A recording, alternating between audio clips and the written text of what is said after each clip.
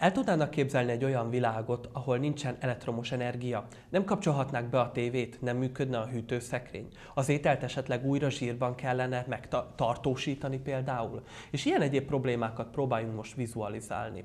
A helyzet az, hogy a blackout jelenség egy egyre inkább fenyegető és az emberek tudatában mozgó tény. Na de hát mit is jelenthet az, hogy blackout? Ezt nem más fogja elmagyarázni nekünk, mint vendégem a stúdióban, dr. Vasárus Gábor László, és akkor már fel is teszem neked a kérdést, Gábor. Ugyebár egy előző epizódunkban már beszélgettünk arról, hogy milyen lehetséges energiaforrások vannak például így az energiaválság idején. Volt itt szó az atomenergiáról, a megújuló energiaforrásokról, említettük, hogy ez egy nagyon szép mozaik, meg szitok szó.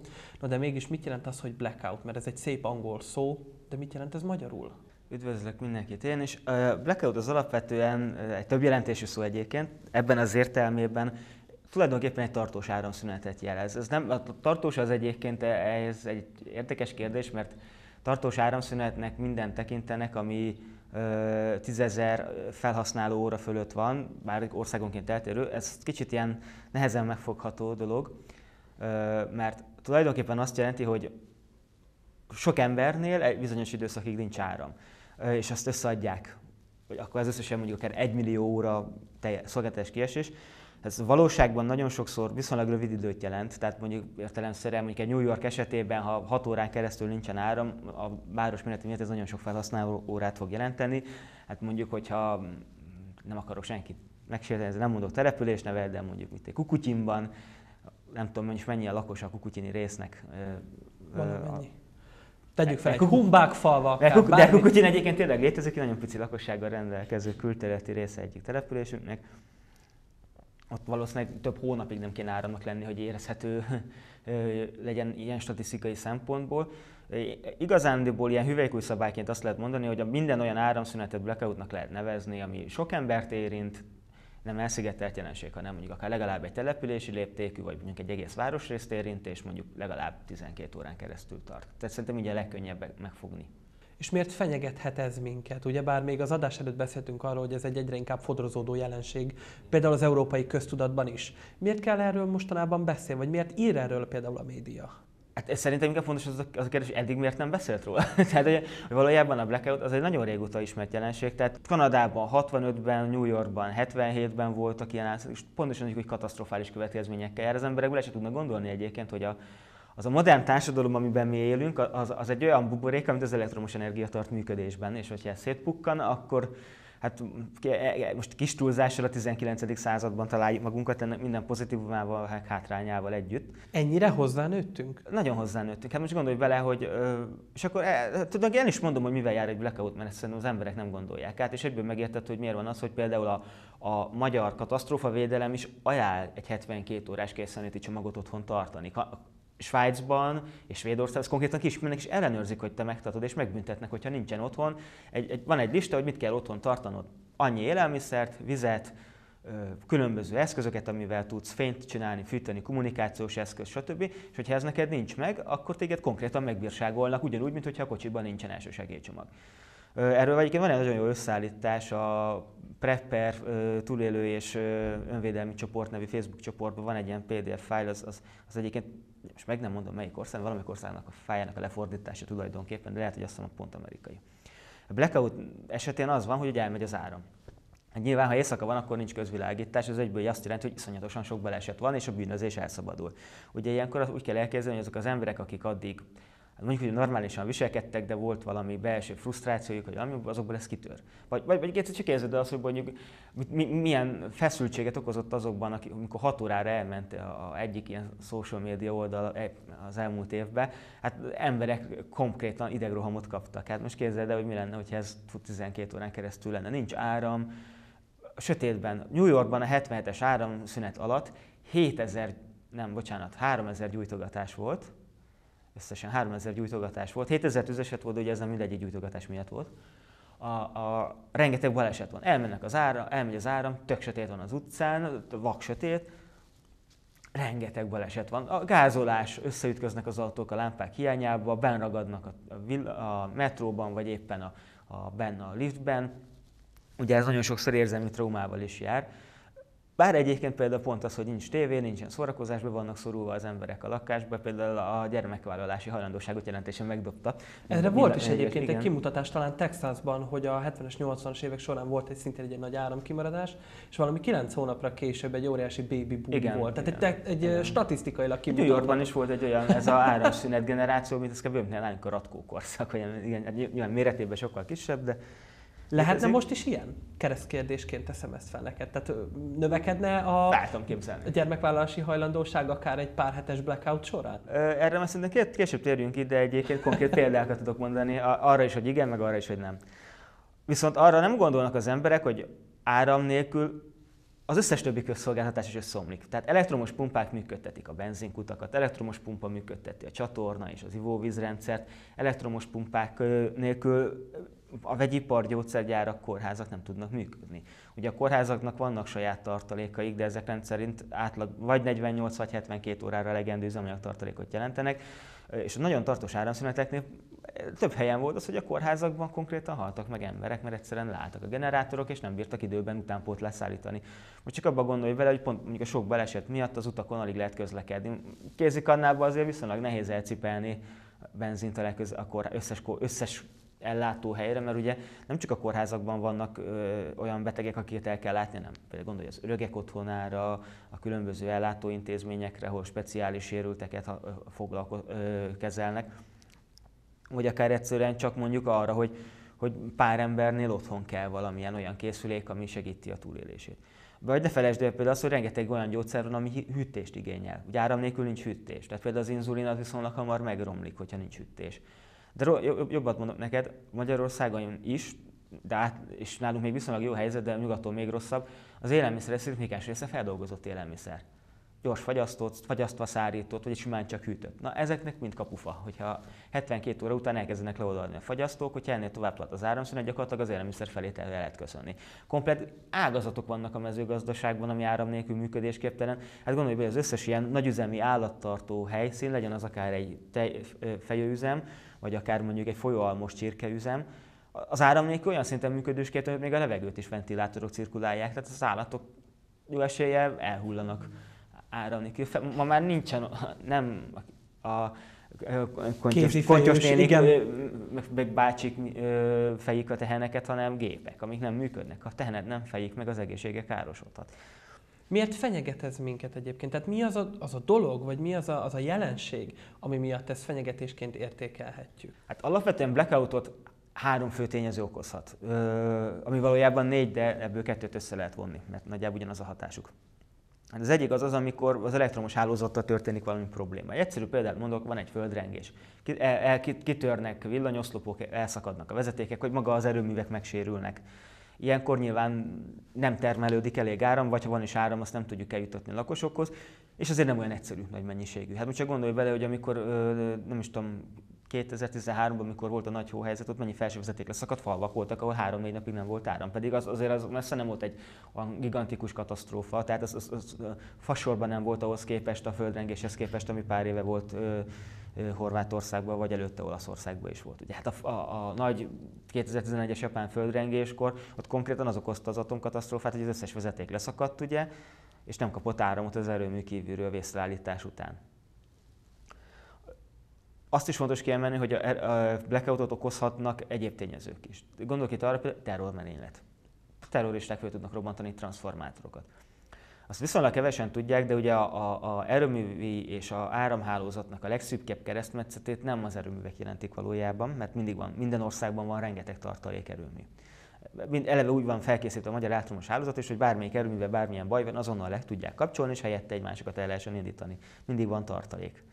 Lehet, hogy megsülni a rendszer nem olyan lesz, lehet, hogy le kell kapcsolni embereket a hálózatról, vagy mondjuk azt kell mondani a gyáraknak, hogy bocsi, ma ezt ti nem dolgoztok, de a rendszer maga működőképes marad. Viszont ami a szűk keresztmetszet, azok a transformátorok. Ilyen gigantikus nagy transformátorok vannak az országban több helyen lerakva, amelyek az erőművekből érkező áramot elosztják, átalakítják, különböző feszültségek közötti váltásokat végeznek, és ezek nagyon gyakran egyediek. Nagyon nehéz őket pótolni, hát valamelyik 200-300, de akár 700 tonna a súlyú is maga, hát ezt el tudod képzelni, ezt nem 3 másodperc legyártani. És ha egy ilyen sérül meg, és ez nem kell ám túl nagy dolog, ehhez elég egy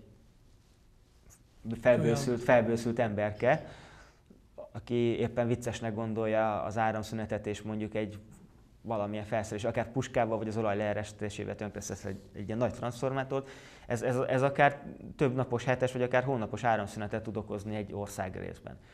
Ugye akkor van igazából nagy probléma, és a klomói blackoutok akkor következnek be, ilyen volt például Brazíliában 99 volt, egyetlen erőmű ment tönkre. Egy vízerőműben volt egy műszaki, be le kellett állítani, hogy megjavítsák tulajdonképpen. De mivel az az erőmű, ami ki volt neki jelölve tartaléknak, az is éppen karbantartás alatt volt pont véletlenül, úgy jött ki a lépés, ezért ott egy hatalmas területen eltűnt az áram. Azt a rendszerről le kellett oldani. Mert ugye ilyenkor az történik, hogyha nincsen elég áram betáplálva a rendszerbe, akkor nem 230 volt vagy 110 volt, ugye minden országban más feszültség van, meg más hertz, de most magyar példával mondom, a 230 voltos váltóáram helyett volt mondjuk 200 voltos váltóáram, és nem 50 Hz-en működött, hanem mondjuk 40 Hz-en a rendszer, mert ugye nem volt elég betáplás, ilyenkor az történik, hogy az elektromos készülékek egy jelentős része károsodik. Tönkre mehet a hűtő, a tévé, maguk az elektromos hálózatban működő rendszerek is sérülhetnek ilyenkor, ezért ilyenkor ezt le kell kapcsolni. Csak nem volt elég gyors a lekapcsolás, mert azért az, hogy lekapcsolunk 1-2 millió embert az áramhálózatról, azért az nem egy olyan döntés, hogy ezt meghozzuk, tehát azért azt meg kell kérdezni a illetékes. Hát most majdnem azt mondtam, hogy illetékes elvtárs, olyan csúnya szó volt, a Tanú című filmből, vagy a Csernobil című filmben is ugye ez volt. De szó szerint úgy kell érteni, hogy az, hogy ma Magyarországon, ha mondjuk le kéne kapcsolni mondjuk vagy a Dunántúlt, vagy az Alföldet, azért ezt nem Béla felhasznál. Tehát, hogy mondjam, nem egy átlag üzemvezető fogja ezt eldönteni, hanem ehhez meg kell kérdezni egy olyan politikust, aki ebbe kompetens dönteni. Azért az nem másodpercek kérdése. Oda felhívom, megkérdezzük, azt mondja, jó van, kapcsoljátok le, a Csongrád megyét, most csak mondtam egy példát, lecsapja a telefon. Ez alatt viszont történhet akkora károsodás a rendszerbe, hogy már egy másik rész is leáll. És pont ez történt Brazíliában, hogy egyetlen erőmű egy ilyen kaszkádszerűen a áramhálózatnak a különböző részegységein végigszaladó probléma halmazódott. Nem tudtak olyan gyorsan lekapcsolni fogyasztókat, mint amilyen gyorsan le kellett kapcsolni az elszaladó rendszeri elemeket, és gyakorlatilag ezzel az történt, hogy termelőket is le kellett kapcsolni, és a végén gyakorlatilag összeomlott a teljes áramhálózat. És ilyen majdnem történt egyébként Európában nem olyan régen, mert az Európai Unióról tudni kell, hogy több áramot használ el, mint amit termel. Importálunk oroszoktól is, importálunk egyébként a törököktől is. De nem a legfiatalabb erőművek ezek, bármikor betúrhatnak. Hozzá kell tenni, Európa is tele van nagyon ősöreg erőművekkel. Tehát tényleg el nem tudod képzelni, milyen öreg erőműparkok vannak egyes országokban. Magyarországon is egyébként vannak nagyon öreg erőművek, amikkel bármikor lehet ilyen probléma. Plusz azt is tudni kell, hogy nagyon sok a megújuló energia. Megújuló energia nagyon jó a környezetvédelemnek, az energiabiztonságnak nagyon rossz. Ugyanis néha nem termelnek áramot, valamikor már nagyon sokat termelnek. És ez azt eredményező, hogy néha túl sok áram van, olyankor meg le kell kapcsolni a másik erőműveket, hogy ne termeljünk túl sok áramot, mert akkor meg lehet, hogy felmenne 300 voltra a feszültséget, annyi betáv miatt.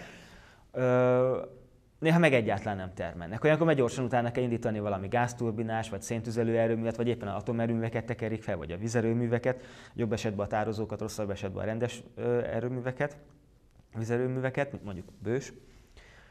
Ugye ez nem biztos, hogy lépést tud tartani. Tehát azért egy gázturbinás erőmű viszonylag gyorsan beindul, de egy atomerőművet azt nem lehet csak így tekergetni, vagy mondjuk egy vízerőművet se lehet akárhogyan állítgatni. Hogy más nem mondja, gondoskodni kell arról, hogy a vízszintváltozás az normális legyen, hogy a vízerőmű alatti részeken se okozunk problémát, sem a hajóforgalomban, vagy akár a lakosoknak. És emiatt ez nem korlátlan a rugalmassága a rendszernek. És hogyha mondjuk egyszerre van az, hogy mondjuk hirtelen eláll a szél, mondjuk Németországban, és még mondjuk 2 francia erőművet le kell kapcsolni, mert mondjuk valami műszaki hiba lép fel, vagy pusztán éppen karbantartás miatt. Most télen volt olyan időpont, amikor pont rosszkor ütött be a gázhiány, és franciák nagyon izgultak, mert éppen 13 atomerőművük volt lekapcsolva, mert javításokat végeztek rajtuk. És azt gázzal pótolták. Meg részben német erőművekből importáltak gázerőművekből. És ilyenkor az történik, hogy ez össze tud omolni akár az egész európai ellátórendszer, mert most egyben van kapcsolva. És a harmadik, negyedik opció az meg az elektromágneses impulzus tulajdonképpen, ami arról szól, hogy vagy egy magas légköri atomrobbantás, és ez nem kell semmilyen különleges eszköz. Tehát ez egy, hát most nagyon leegyszerűsítve azt mondom, egy nagyon primitív Scud rakétát, ami még Kazaksztánnak is van, vagy még igen, az ISIS-nek is van, arra az elére rácsavaroznak egy atombombát. Ez nem ilyen egyszerű, de most csak nagyon leegyszerűsítve mondom. Ennek azért, ez technikailag ennél jóval bonyolultabb, de a elvet akarom elmondani egyszerűen. egy bármilyen atombombát rácsavaroznak, az fellövik egy 10 vagy 30 km magasságba, teljesen függőlegesen, tehát célozni se kell. Az felrobban, a robbanástól, ami látszik a bolygóból, hogy gömbölyi a bolygó, egy ilyen kúpszerű rész, ez nagyjából 83 fok két irányba. Ami azon belül van elektromos hálózat, azt megsüti. Mert ez az atomrobbanás egy elektromágneses impulzust elindít, ez egyrészt reakcióba lép a légköri elektronokkal, a gammasugárzás, másrészt pedig a Föld geomágneses energiájával is reakcióba lép, ez felerősíti. És gyakorlatilag az történik, hogy ez az elektromos hullám elindul. Ez kicsit olyan, mint amikor a kanalat beleteszed a mikróba. Most hétköznapi értelemben abba tudom hasonlítani legjobban, vagy akár amikor a villám belecsap egy repülőgépbe. Az történik, hogy ez az elektromágneses hullám így végigszalad a légkörön, eléri a talajt, és az összes vezetékben, tehát a telefonkábelekben, elektromos vezetékekben ez elektromosságot indukál. És az történik, hogy gyakorlatilag egy hirtelen több ezer voltos elektromos impulzus megjelenik, ami hát gyakorlatilag kiéget mindent. És te csak úgy képzeld el, hogy mondjuk a tévédet megsüti, de ez olyan nagy is tud lenni, hogy azokat a szigetelőket, amik az elektromos vezetékeket föntartják az oszlopokon, hát nálunk általában kerámiát használnak, például az USA-ban üveget használnak, azokat a túlfeszültségtől a hirtelen feszültségen szikra képződik, és ettől megsemmisülnek. Tehát egy MP után például tele van a környék leszakadt felsővezetékekkel. Ilyen kétszer történt, Amerikáknál is volt egy kísérleti atomrobbantás, az Hawaiion okozott nagy károkat, az oroszok azok, akiket a mai Kazahsztán területe fölött robbantottak egyet, ott 600 kilométeren belül minden elektromos vezeték és telefonkábel kiégett. És mi még a másik egyébként? A másik lehetőség, hogy mondtad, hogy egy nagy... Igen, a másik az, hogy a napkitörések is tudnak ilyet okozni. Ilyen volt egyébként több a történelemben, ugye ezeket hívjuk Carrington eseményeknek. Mikor ilyen legutóbb volt, akkor egyébként nem voltunk annyira ráindulva az elektromos hálózatra. Ugye a 19. századból, a 20. századból is ismerünk ilyen példát, de ugye akkoriban még nem volt ennyi elektromosság az életünkben, tehát akkor nem okozott sok kárt. Illetve volt egy kisebb ilyen esemény, ez Kanadát érintette, akkor egyébként Quebec tartományban elment az áram. Több hőerőmű, egy atomerőmű, vegyipari üzemek károsodtak. Tehát ott volt komoly környezetszennyezési kockázat is. A mérnökök nagyon gyorsan reagáltak, és ezzel megakadályozták egyébként a nagyobb problémáknak a kialakulását, de nagyon komoly károkat okozott, ugye transformátorok kiégtek.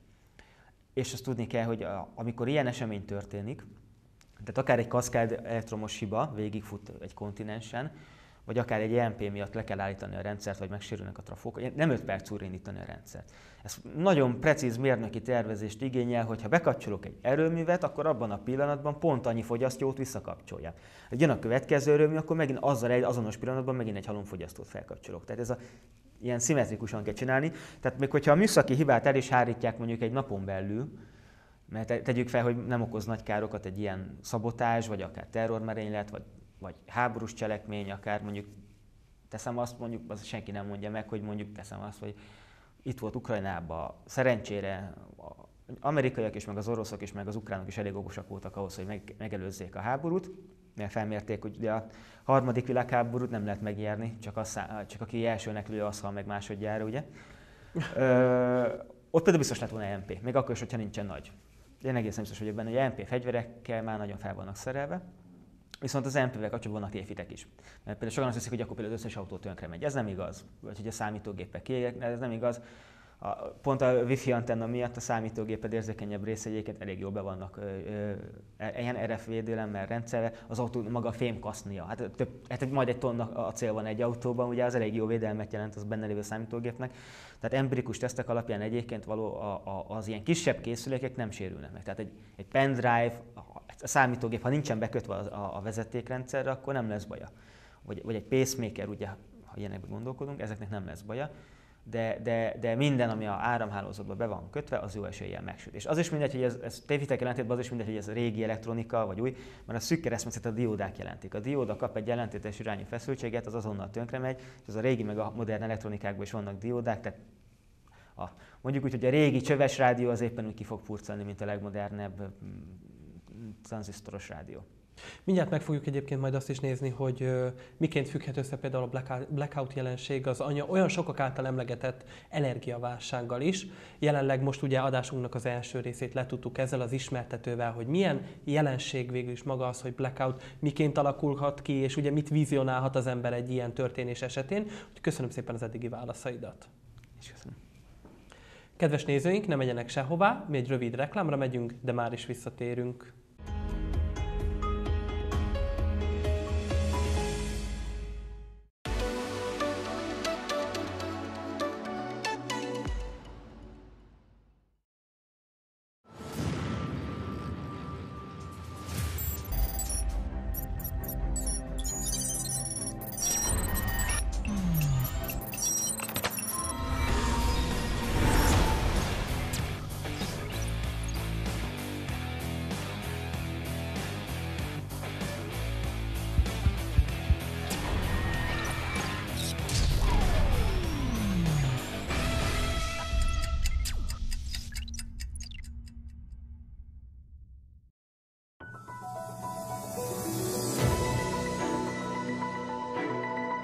Köszöntjük kedves nézőinket! Mostantól az Egyetem TV műsorán is tájékozódhatnak az aktuális időjárásról.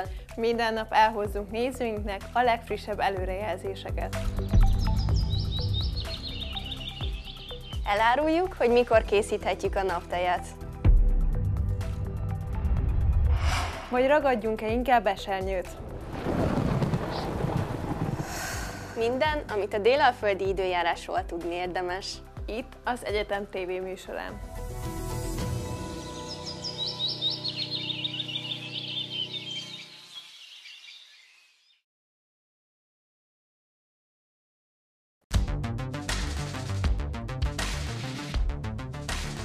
A robotoknak is lesz a jövőben pszichológusa?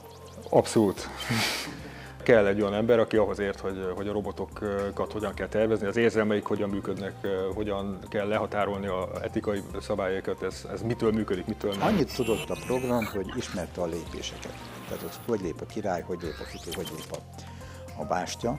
És elkezdett maga ellen játszani ez a program, és néhány óra alatt elérkezett egy olyan színvonalra, hogy a nemzetközi nagymestereket kenterbe tudta le. Lehet idézni olyan szkifiket, hogy a Matrixban ugye lényegében a mesterséges intelligenciának azt a feladatot adják, hogy tegye az emberiséget minél boldogabbá, hát az emberiség attól lesz boldog, hogyha elemként működő végtelen álomba ő elvegetál, de hát a feladatát teljesítette a gép, mert minden ember boldog lett.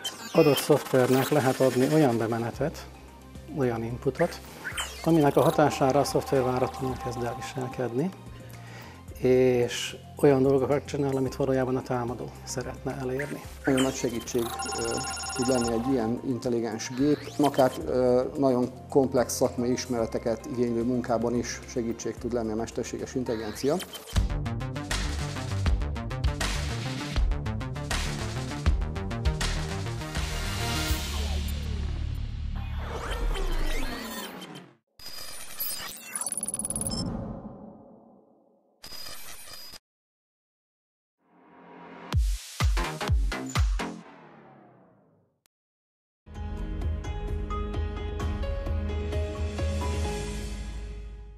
Az előző percekben hallhatták azt, hogy mit jelent az, hogy blackout jelenség, ezen kívül pedig milyen veszélyeket hordoz magában például egy atomrobbantás, és még azt is hallhattunk, arra is kaptunk ugye példát vendégünktől, Vasárus Gábor Lászlótól, hogy milyen folyamatok, emberi, tudatalatti, mentális folyamatok játszódnak le abban az esetben, ha megszűnik húzamosabb időre az áramellátás.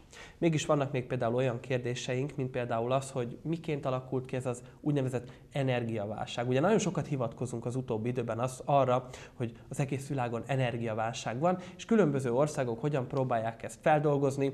Vannak, ahol ugye az állam próbálja ezt a hiányt úgymond fedezni valahogy, más országokban például a végfogyasztókhoz jut el ez a válság a megemelkedett energiaárakkal. Mitől lett egyáltalán energiaválságunk? Alapvetően az energiaválságnak több oka van. Az egyik az, és én csak Európáról fogok beszélni, mert nyilván a más országokban más, tehát az USA-ban más a helyzet, meg Kínában. Kínában nyilván azért, mert nagyon sokan vannak, és rengeteg áramot használnak. Európában ugye a 90-es évek után egy kicsit elkezdett csökkenni nagyon sok ágazatnak az energiafelhasználása. Korszerűsítés, ugye nehéziparnak a leépülése, stb. Ezért arra számítottak, hogy majd csökkenni fog az energiafelhasználás. De aztán ugye egyre több kütyüt kezdtünk el használni, egyre több áramot használunk, most már mindenkinek van szinte légkondia, plazma tévé, stb. Pár 100 wattos számítógép ketyeg otthon a háztartásban.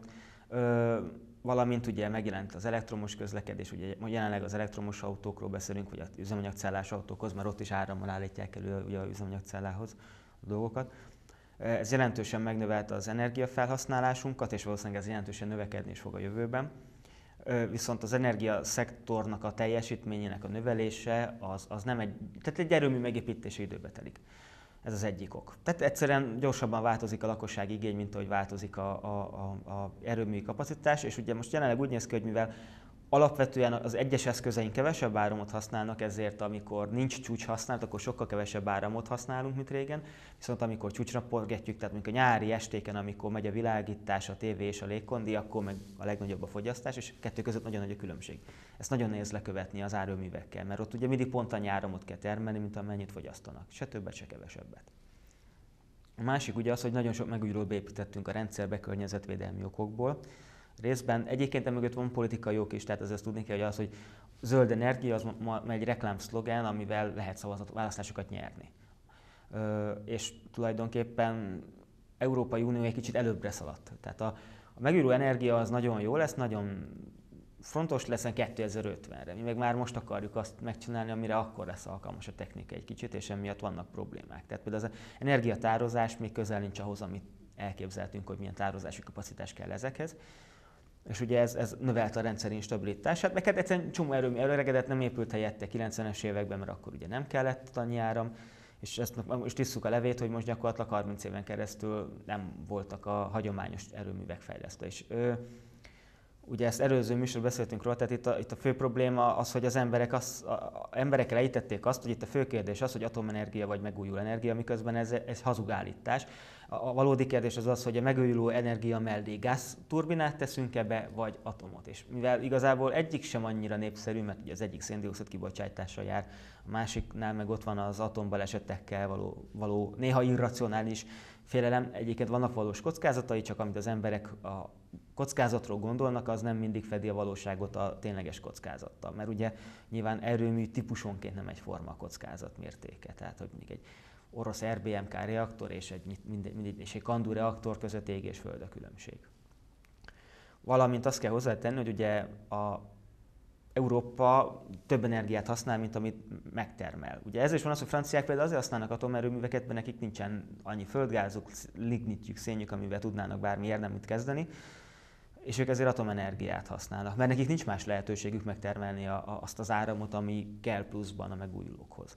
A németek arra úgy döntöttek, hogy ők az atomot nem szeretik, és emiatt inkább a földgázt nyomják. Viszont ugye ez megnöveli a kitettséget az orosz földgáz exportnak. És hogyha van bármi probléma, lásd Ukrajnában vita van, nem kell háború, elég, hogy csak összeveszik Ukrajna meg Oroszország, de már láttuk ilyet. Akkor bármikor el lehet fordítani azt a kis kapcsolót? Igen. Meg ne felejtsd, hogy ezek a vezetékek szűk keresztmetszet képeznek. Ezeket is ugyanúgy meg tudja támadni a terrorista, mint mondjuk egy erőművet. Vagy mondjuk egyszerűen pusztán az orosz gazdaság éppen rosszul van a Covid miatt, és azért megemelik a gázárakat, hogy behozzák a kiesett adóbevételeket, mert hát azért a állambácsinak kell a pénz, főleg, hogy most éppen nagy fegyverkezésben vannak, hát valamiből le kell gyártani az új lopakodó vadászbombázókat, meg harckocsikat. És egész egyszer feltekerték a gázárát, és gyakorlatilag ezzel azt érték, hogy Európában most például relatív gázhiány van, ami nem azt jelenti, hogy mennyiségre van kevés gáz, csak sokkal többe kerül az adott gáznak a mennyisége. És ez azt eredményezte, hogy például Németországban elszálltak a gázárak, Szlovákiában nem engedték elszállni a gázárakat, hanem korlátozták a gázfelhasználást, és így például ugye az AdBlue hiány az azért fakad, mert az AdBlue előállító cégeknek egyszerűen nincs pénzük ennyi pénzzel megvenni a gázt. Magyarországon ugye a rezsicsökkentéssel próbálják ezt a problémát kezelni, de igazából most így ennyi idő után már látszik, hogy ez sem nagyon működik, az igazság, mert azért, ha megnézed a mostani, tehát 2022-es januári árakat, gyakorlatilag a gázon kívül mindenért többet fizet az átlag felhasználó is. Tehát a szemétszállítás, vízdíj, csatornadíj, minden emelkedett. Tehát temetés, minden. Nem fenntartható akkor végül is ez a modell? Mert ugye említetted az egyik oldalról, ugye elhangzott az a kijelentés, ugye, hogy nagyon jó politikai megmozdulás, meg ilyen politikai mozaik szó a zöld energia. De ugye ott a másik oldal is, hogy az is egy nagyon jó politikai szlogen, hogy a rezsicsökkentés megtartása. Mi most ugye itt nem egy politikai műsort forgatunk, hanem megpróbáljuk azért tudományos és olyan érthető módon megközelíteni ezt az egészet, hogy átlássuk, hogy esetleg a nézők is jobban átlássák ezt az egészet. Tehát mi a helyzet a rezsicsökkentéssel? Fenntartható-e így az energiaválság közepette? Áram, víz, gáz, így hogyha így fogjuk össze. Ezt én úgy tudom neked legegyszerűbben megfogalmazni, hogy bármikor, amikor az ember azt olvassa, hogy neki ajánlanak egy 3 szavas megoldást az összes problémára, akkor fogjon gyanút, hogy ott nagyon át akarják verni. Tehát ha valaki azt mondja, hogy az energetika problémát meg lehet oldani a megújulókkal, az ugyanúgy hazudik, mint aki azt mondja, hogy az energetika problémát meg lehet újítani az atommal. Ilyen nincs, ez nem egy egyszavas válasz. Ugyanígy a zöld energia sem válasz, és a rezsicsökkentés sem válasz. Ezek mindig egy-egy problémára koncentrálnak. Tehát egy hatalmas, nagy, bonyolult rendszernek egyetlen pontján végzett beavatkozás az egész rendszert nem fogja megoldani. Tehát a rezsicsökkentés az arra adott válasz volt, hogy nagyon kilengtek a Magyarországon az energiaárak. Egyébként a rezsicsökkentés ilyen szempontból egyébként nem is volt csökkentés, mert nagyon csomószor a rezsicsökkentés által meghatározott árak valójában magasabbak voltak, mint a piaci árak. Tehát csomószor volt az, hogy a rezsicsökkentésnél bebetonozott árral a Magyarországon konkrétan többet fizettél a gázért, mint a németek, ahol nem volt rezsicsökkentés. Valamikor meg kevesebbet fizettél. Egyébként, ha összességében megnézed, az átlag pont ugyanott van, tehát gyakorlatilag, hogyha nem lett volna a rezsicsökkentés, akkor is nagyjából ugyanennyibe került volna, csak lettek volna rövid időszakok, amikor kevesebbet fizettél volna, meg lettek volna rövid időszakok, amikor többet fizettél volna, de nagy átlag az ugyanaz. Mit gondolsz ilyen energiaválság? Igen? A gáz kivételével, mert a gáznál ez tényleg működött a rezsicsökkentésnek a spóroló hatása, de igen, az összes többinél nem. Sőt, hát ugye a csatornadíj, az kimondottan magas lett, hát a albérleti, ugye a rezsinekből általában ki szokták felejteni az albérleti díjakat. Tehát az albérleti díjak azok szaksorosukra emelkedtek. Tehát ilyen szempontból az, hogy a rezsicsökkentés fenntartható vagy nem, az egyébként alapvetően politikai döntés, az egy jogszabály. A jogszabályt bent tartjuk, vagy kivezetjük. Alapvetően az energiaválsághoz szerintem túl sok köze igazából nincsen. Tehát a rezsicsökkentés sem megakadályozni, sem okozni nem tud blackoutot. Blackoutot azt tudja okozni, hogy mondjuk nem költöttünk erőmű fejlesztésre nagyon sokáig. Gyakorlatilag a 90-es évektől most a Paks 2-ig, a kettő között sokkal kevesebb pénz volt költve az erőművek, azok is általában csak kisebb teljesítményű gázturbinás erőművek voltak, meg egy-két ilyen kisebb beavatkozás volt ugye Pécsen, a biomassa, meg ilyenek, de hogy igazából nem történt megoldás. Meg hát ugye mi emberek is buták vagyunk sokszor. Pazarnunk. Fennhagyjuk, égvagyjuk a lámpát, fölöslegesen nyomatjuk a légkondit, télen szétfűtjük a lakást, ami nincs beszigetelve, ezzel rengeteg energiát pazarlunk, mert ugye amikor földgázról beszélünk, akkor ugye itt nyilván nem csak az áramtermelésre kell gondolni, hanem a fűtésre, hűtésre. És akkor egyből fel is hívnám a figyelmet, mert blackout kapcsán elterjedt ez hogyha nem baj, ha blackout van, mert majd ilyen cseréből pár gyertyával lehet csinálni ilyen kis mini kályhát benne a lakásba.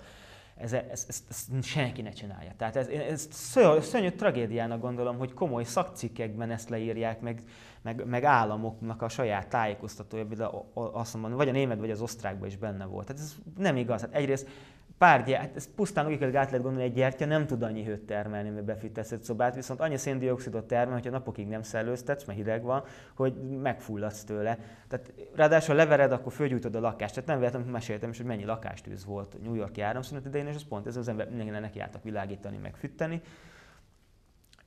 Venezuelában 2019-ben volt egy nagy áramszünet, akkor egyébként alapvetően környezeti okai voltak. Nagy vizerőművek voltak, aszályos év volt, nem termelt elég áramot a vizerőmű, szívás. Ott például az okozta a legfőbb problémát, hogy a vízrendszer az leállt, mert elektromos pumpákkal működött, és a szennyezett folyók vizét itták az emberek. Például arra ritkán gondolunk, hogyha egy tartós blackout van, akkor nem működnek a WC-k. Nincs tiszta víz. A panelházak részeken olyan, vagy a szuburbiákban, ugye a elővárosi kis pici, mini telkek, nagy gipszkartonházakkal, ott sincsen már, hogy mondjam, hagyományos WC, pottyantós.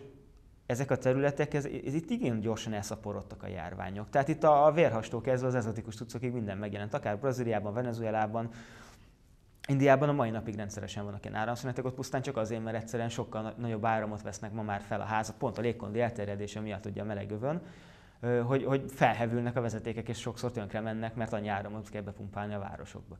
Meg hát láttunk azért erre példát, ugyebár a történelem során az előző rendszerekből is, például szomszédos országban, Romániában, amikor voltak áramkimaradások. Magyarországon is volt, és valahogy ez köztudatból kimarad. Nálunk is volt egyszer egy ilyen kaszkádjelölő áramszünet, amikor még a paksi atomerőművet is le kellett kapcsolni, mert az sem bírt szigetüzemben működőképes maradni. Erről viszont igen, sokan nem beszélnek. És több nap volt újra kapcsolni. Nyilván atomerőmű maga nem károsodott, csak hát nem volt mire termelni, ezért gyorsan le kellett kapcsolni, mert a kiesett fogyasztókra nem lehet rátermelni, mert akkor megsütöd a transformátort. Ugye ez mindegy, ebben nem menjünk bele, nagyon bonyolult fizikai dolgok is vannak ebben. A lényeg az, hogy tényleg az elektromos hálózatban mindig pont annyi áramot kell beletermelni, mint amennyit kivesznek belőle, ha nem így van, akkor sérül a rendszer.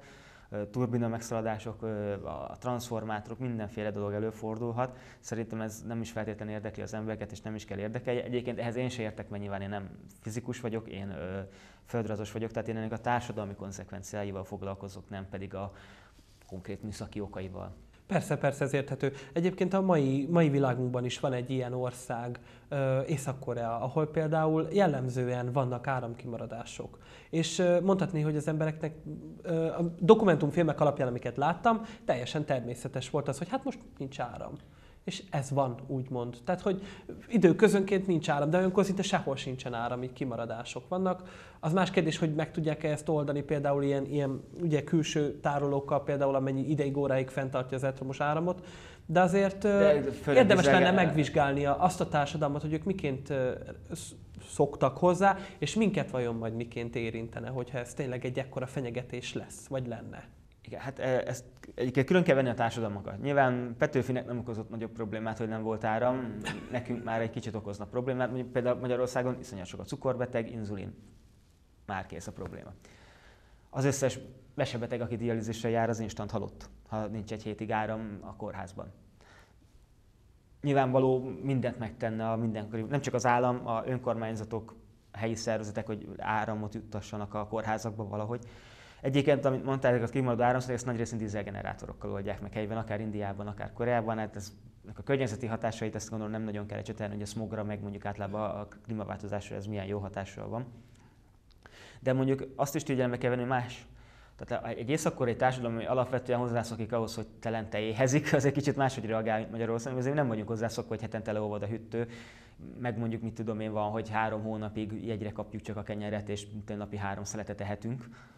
De persze teljesen más társadalmi beállítottság. Másrészt meg azt is hozzá kell venni, hogy azért pont azért ez az észak-koreai gazdaság azért az a béka feneke alatt van, mert ott nem tudsz olyan vegyipart működtetni, aminek 0-24 órába kell áram. Tehát próbáld meg te ezt a magyarországi vegyipari üzemekkel megjátszani, hogy néha ide lekapcsolod az áramot, és akkor gyakorlatilag az egész napi anyag, amivel dolgoztak, az lehet, hogy mondjuk a keverő tartályban ott marad egy estére és tönkre megy.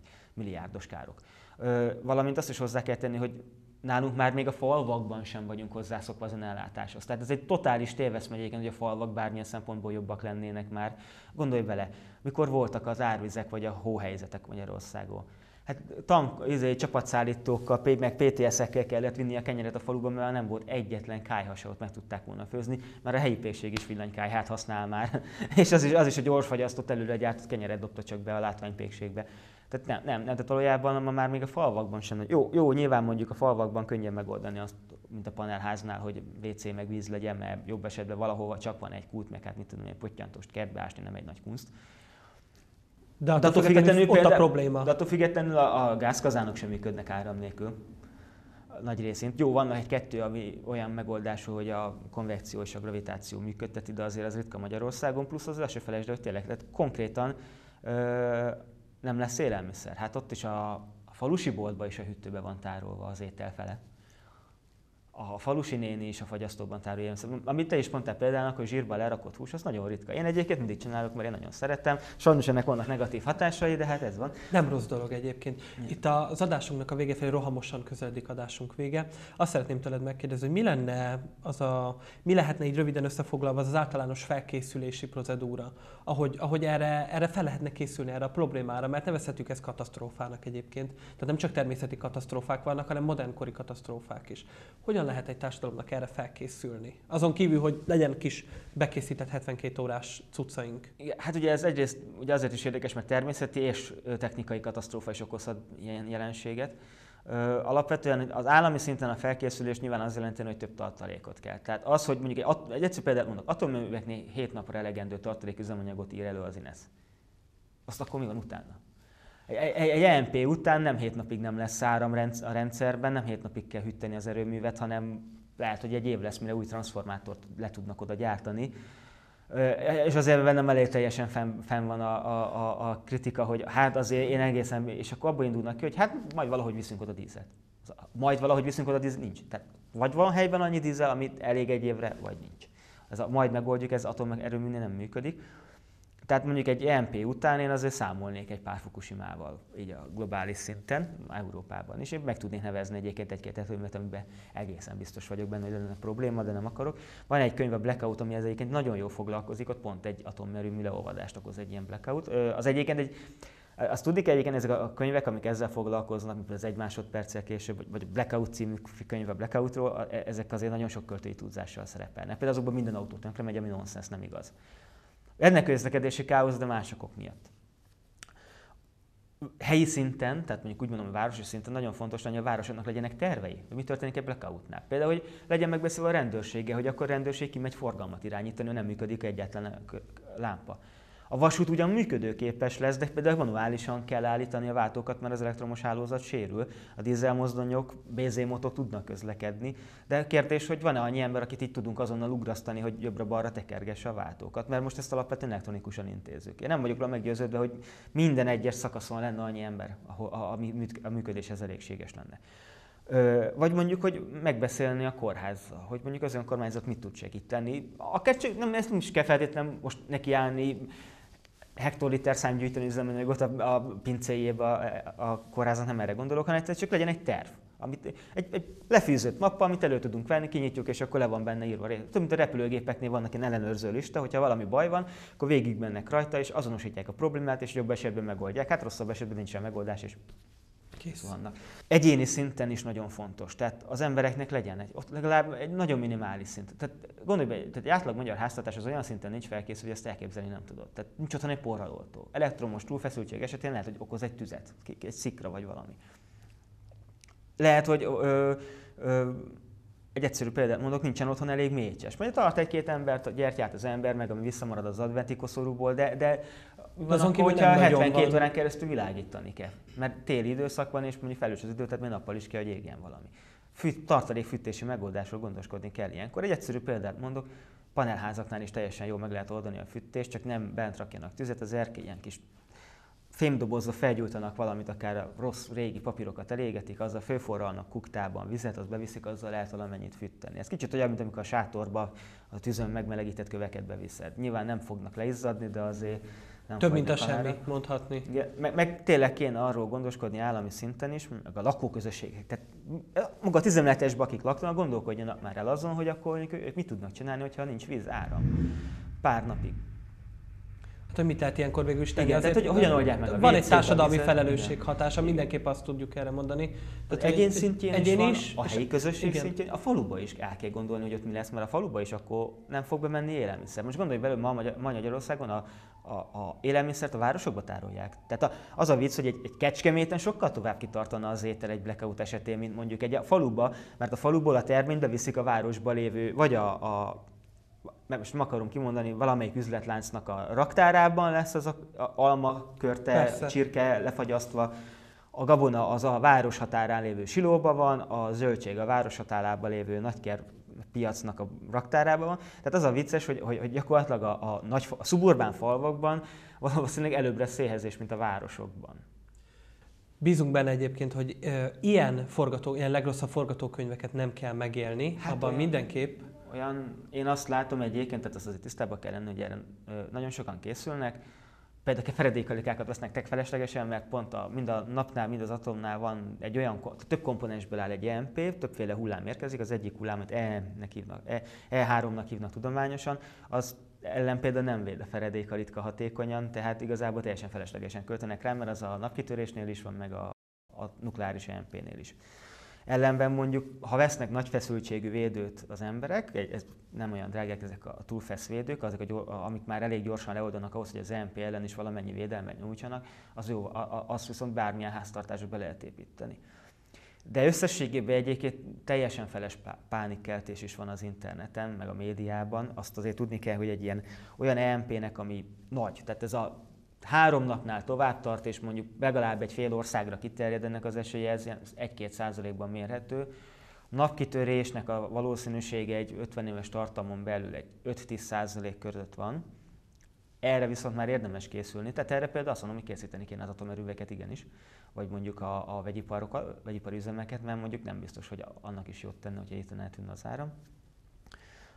Viszont az, hogy mondjuk egy egyedi eset, tehát amikor egy terrorista egy transformátort tönkretesz, és amiatt mondjuk csak egy megye, nem több áram nélkül marad, annak felbecsülhetetlen a valószínűsége. Tehát az vagy megteszi, vagy nem, tehát ez ismeretlen tényező.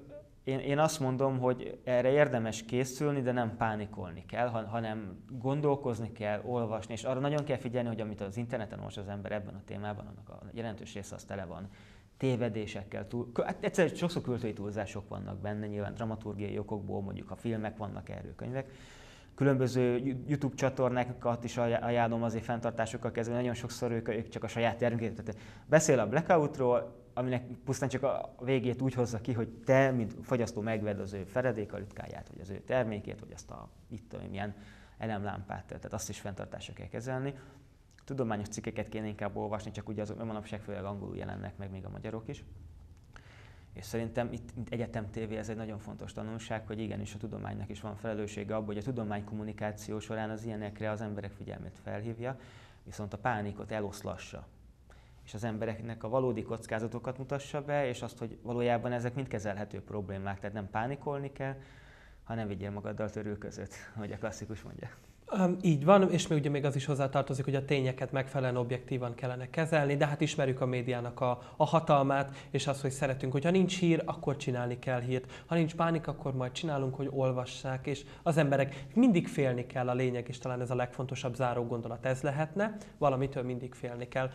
Köszönöm szépen, hogy elfogadtad a meghívásunkat, és hogy be tudtuk úgymond fejezni az energiaválság, egyben pedig ugye egy ilyen blackout jelenségnek az összefogó részét, mert végül is mondhatni, hogy az előző adás és ez az adás nagyon szorosan összekapcsolódnak és egymáshoz köthetőek. Köszönöm szépen. És köszönöm. Viszontlátásra. Önöknek pedig, tisztelt nézőink, köszönjük szépen, hogy ebben az adásban is velünk tartottak. Amint hallhatták, az előbbiekben mondtam azt, hogy ez ugye egy 2 részes, 2 különálló tandem részről van itt most szó ebben az esetben, viszont a 2 rész nagyon szorosan összefügg. Fontos az, hogy, amint azt vendégünk is mondta, ne pánikoljunk, hanem észszerűen próbáljunk utána nézni a dolgoknak, objektívan próbáljunk információkat keresni, és ne üljünk fel minden egyes hírnek, álhírnek, vagy pedig valamilyen szenzációnak. Köszönöm szépen, hogy velünk tartottak ebben az adásban, tartsanak velünk a legközelebbi adásban is.